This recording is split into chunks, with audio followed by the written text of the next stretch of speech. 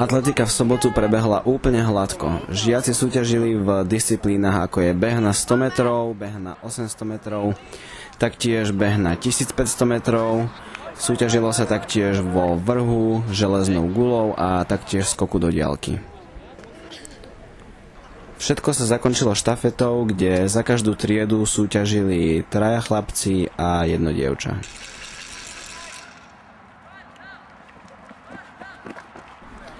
Vo všetkých disciplínach pre druhý stupeň zvíťazila kvarta, okrem skoku do diaľky, kde tercia získala prvenstvo skokom 3,65 metra.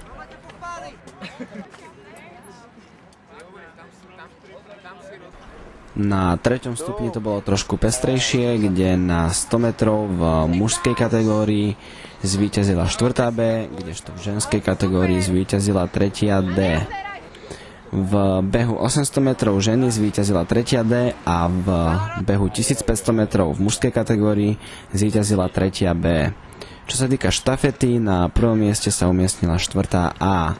V skoku do diaľky muži na prvom mieste sa umiestnila 4. B s dĺžkou skoku 5,25 metra a v skoku ženy zvíťazila na prvom mieste 2. C s dĺžkou skoku 3,59 metra.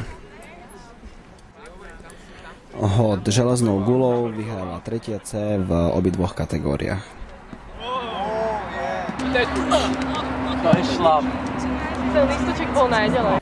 Tento rok sa niektorí vyjadrovali športovo. Vypadni na čiaru! Vypadni! A iní sa skákali na svoju kostoč. Ja teba ryb neboli? To až potom.